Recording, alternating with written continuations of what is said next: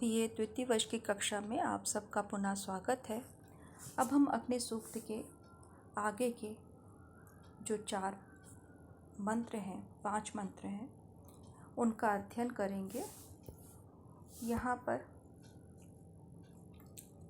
मंत्र में जिस प्रकार से अग्नि का स्वरूप निष्पादित है, उनके जिन कार्यों का उल्लेख किया गया है, उससे उनका स्वरूप स्पष्ट होता है कि वो अपने यजमान का कल्याण करने वाले हैं। वो अद्वितीय मेधा से संपन्न हैं। उनके जो कार्य हैं वो अत्यंत प्रसिद्ध हैं। वे प्रकार के कर्मों को संपादित करने वाले हैं, किंतु इन सबके साथ ही उनका जो प्रमुख गुण है, जो विशेषता है, स्वरूप है, वो देवताओं को यज्ञ में आमंत्रित करना और यजमान की आहुति को देवताओं तक पहुंचाना, ये उनका प्रमुख कर्म माना जाता है। अर्थात वो माध्यम बनते हैं। पृथ्वी स्थानीय देवता हैं तो दूसरे लोक के देवताओं के साथ संबंध स्थापित कराने वाले हैं, या यजमान की प्रार्थना को उस तक ले जाने वाले हैं। इसी क्रम में यहाँ पर ऋषि विश्वामित्र कहते हैं, अग्निर्होता कविक्रतु सत्यश्चित्र शवस्तमा देवो देवेभि आगमत। अग्निर्होता कविक्रतु सत्य चित्र शवस्तमः। ये सारी जो है उनकी जो है विशेषताएं, उनके गुण यहाँ पे प्रतिपादित हैं। हे अग्नि देवता, आप क्या हो? होता हो। अर्थात होते के दो अर्थ माने गए हुए, आवाहने धातु से, अर्थात यज्ञ में देवताओं का आह्वान करने वाले हो, अथवा होता होम को संपादित करने वाले हो, होम का निष्पादन करने वाले हो। दोनों ही अर्थ यहाँ पर सार्थक हैं, क्योंकि वो देवताओं को यज्ञ में आहूत करने वाले भी हैं और यज्ञ का संपादन करने वाले अर्थात हवि को ग्रहण करने वाले भी हैं। तो हे अग्नि देवता, आप यज्ञ का, होम का निष्पादन करने वाले हैं। कविक्रतु अर्थात क्रांत दर्शी हो, भूत और भविष्य के कर्मों को जानने वाले हो, यज्ञ आदि का जिस प्रकार से विधान किया जाता है उन कर्मों को जानने वाले हो, उसके ज्ञाता हो। चित्र शवस्तमः, चित्र यानी कि विविध प्रकार के, विचित्र जिससे हम कहते हैं, तो विविध प्रकार के जो यश है, जो कीर्ति है, उससे आप युक्त हैं। चित्र शवस्तमा श्रूयते इति शवा, जिसको सुना जाता है वो शव। चित्रम शवः यस्य सा, विविध प्रकार से जिसके कार्यों का गुणगान किया जाता है या उसका बखान किया जाता है, उसका यश सर्वत्र व्याप्त होता है। इस अर्थ में हम लेते हैं चित्र शवस्तमा, कि जो विभिन्न प्रकार के कीर्ति से, यश से युक्त हैं। ऐसे हे अग्नि देवता, क्योंकि अब ये सारे विशेषण हैं किसके हैं? अग्नि के हैं। तो ऐसे हे अग्नि देवता जो होता है कविक्रतु अर्थात क्रांतदर्शी है।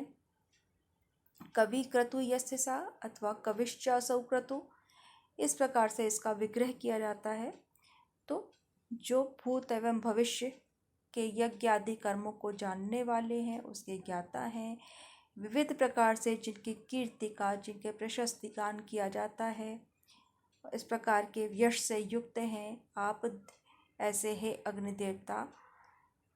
देवे भी आगमत, देवे भी, देवे सह, यहाँ पे देवे भिस को ऐसा आदेश नहीं हुआ है जैसे आपने पहले देखा था, तो यहाँ ऐसा आदेश नहीं हुआ है। देवे भी साकोर का उत्तर विसर्ग हो गया है। तो आप अन्य देवताओं के साथ आगमत, इस यज्ञ में आए, अर्थात इस यज्ञ वेदी में प्रकट होएं। तो यहाँ पे आगमत आने के अर्थ में कहा है, आगच्छतु के अर्थ में इसका लोट लकार का प्रयोग हुआ है। ये वैदिक प्रयोग है, छांदस प्रयोग है। इस प्रकार से वो अग्नि देवता का आवाहन कर रहे हैं कि वो अन्य देवताओं को लेकर आएं, और साथ में उनका जो विशेषण है यज्ञ का निष्पादन करने वाले हैं, तो उनके बगैर अर्थ यज्ञ संभव नहीं है। यदि वो आवाहन करने वाले इस प्रकार हम अर्थ करते हैं, तो भी अन्य देवताओं का जिनका ऋषि आह्वान कर रहे हैं उनके वहाँ उपस्थिति के बगैर अर्थात अग्नि के द्वारा जब तक उनका आवाहन नहीं किया जाएगा तब तक यज्ञ संपन्न नहीं हो सकता। विविध प्रकार के कर्मों को संपादित करने वाले हैं, उनके ज्ञाता हैं, क्योंकि जो ज्ञाता होगा वही कर्म को संपादित कर सकता है। और जिनके जो कीर्ति है, जो विविध प्रकार के कार्यों को संपन्न करने के कारण उनका जो यशोगान है वो प्रसिद्ध है। तो इस प्रकार से उनको सत्य और कैसे सत्य है अर्थात मिथ्यात्व नहीं है, वास्तव में उनकी सत्ता है। सत्य का अर्थ ही है जिसकी सत्ता है, तो जिसका अस्तित्व है। ऐसे ही अग्नि देवता आप अन्य देवताओं के साथ इस यज्ञ भूमि में पधारे। अब आगे का मंत्र देखते हैं। यदंग दाशुषे त्वमग्ने भद्रम करिष्यसि तवेतत् सत्यम अंगिरः। यद अंग दाशुषे, अंग यहाँ पे उनका विशेषण है जिससे बनता है अंगार। तो हे अग्नि देवता, हे अग्नि, तुमको जो भी हवि प्रदान करते हैं, दाशुषे अर्थात तुमको जो हवि प्रदान करता है, ऐसे यजमान का आप भद्रम करिष्यसि, कल्याण करने वाले हो अर्थात सब प्रकार से उसका कल्याण करने वाले हो, उसका शुभ करने वाले हो। अर्थात उसको धन धान्य पशु, धन धान्य उसके साथ साथ जो पशु को धन माना गया है और उस समय कृषि प्रधान व्यवसाय था, वैसे भी कहा जाता है भारत जो है वो कृषि प्रधान देश रहा है और उस समय आजीविका का प्रमुख साधन कृषि था। उसके अंदर व्यक्ति का स्वावलंबन स्वतंत्रता भी बनी रहती है और साथ साथ वो कर्म करने में प्रवृत्त भी होता है।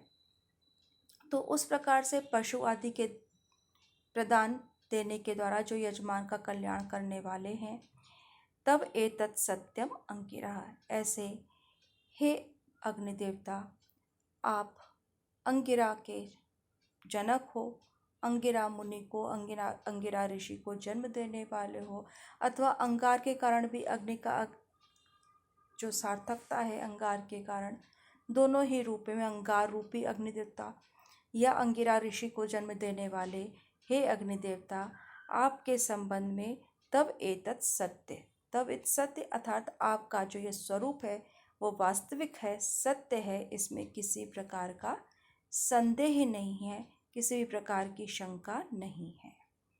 तो इस प्रकार से यहाँ पर विश्वामित्र अग्नि देवता के कल्याणकारी रूप को बता रहे हैं कि किस प्रकार से उनकी हवि प्रदान करने वाला या उनका पूजन करने वाला व्यक्ति जो है सब प्रकार से संपन्न होता है, वो अपने यजमान का पूर्ण रूप से उसका कल्याण करते हैं।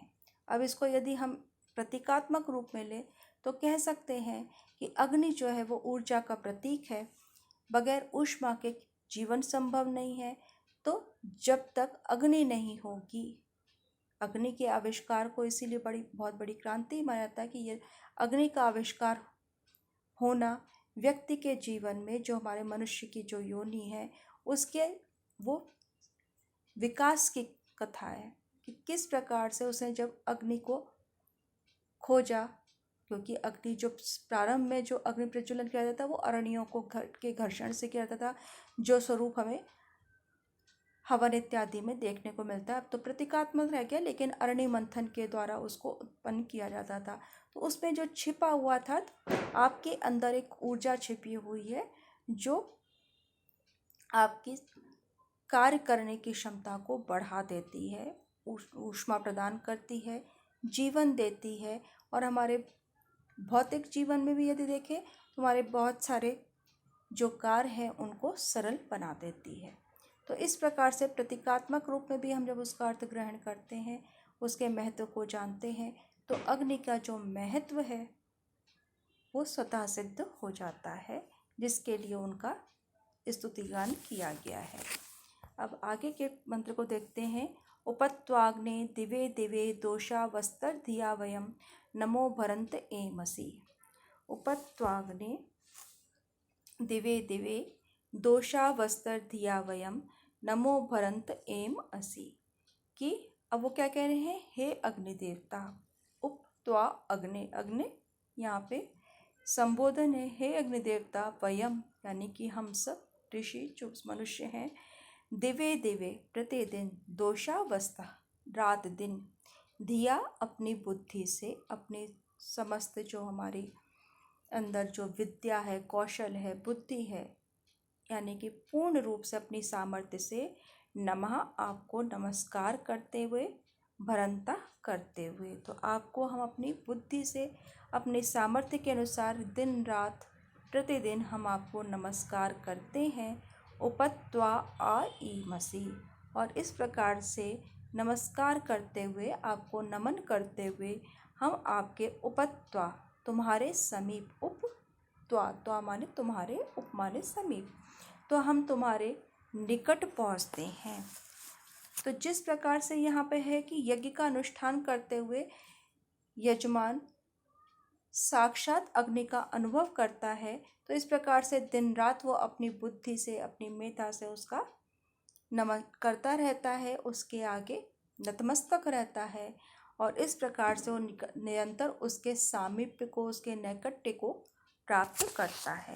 तो यहाँ पर अग्नि के साथ जो व्यक्ति का संबंध है, साक्षात संबंध है, उसको यहाँ प्रकट किया गया है कि हम दिन रात आपके अपने इन यज्ञ आदि कर्मों के द्वारा आपके सामीप्य को प्राप्त करते हैं, आपके संसर्ग को प्राप्त करते हैं। यहाँ पे जो भरंता है, भ्री धातु से बनता है, भरण करने के अर्थ में, तो यानी कि उसका भरण भी कर रहे हैं।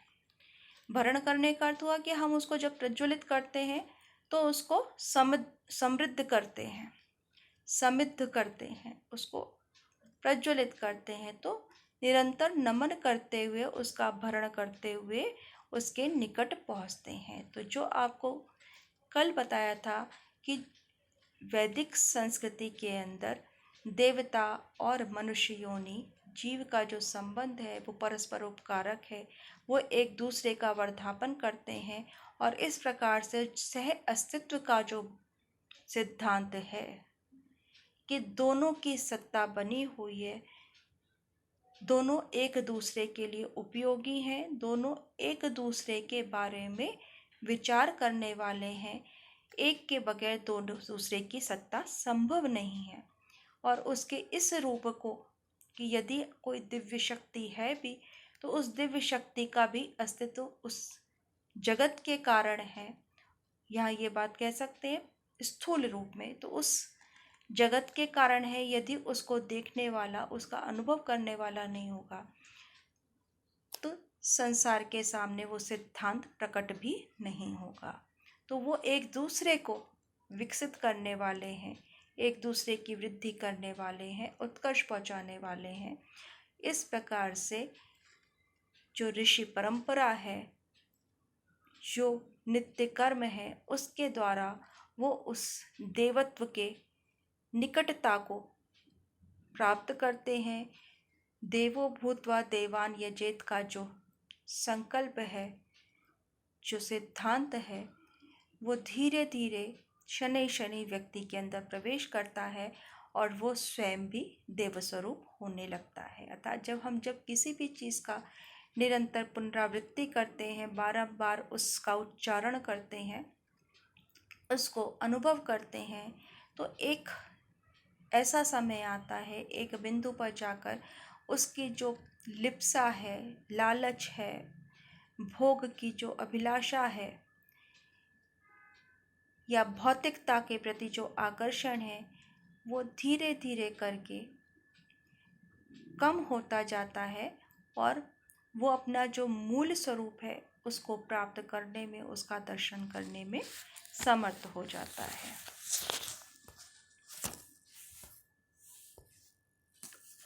अब 8वां मंत्र इसका आता है, राजंतम अध्वराणाम गोपामृतस्य दीदिवम वर्धमानम स्वेदमे। राजंतम की जो प्रकाशित हो रहा है, राज धातु प्रकाशित के अर्थ में भी आती है, तो कह रहे हैं जो प्रकाशित हो रहा है। अध्वराणाम, अध्वर आपको पहले ही बताया, अध्वर का अर्थ होता है यज्ञ, और जब वो यहाँ प्रयुक्त होता है तो हिंसा रहित यज्ञ के अर्थ में, उसमें किसी भी प्रकार की हिंसा नहीं है।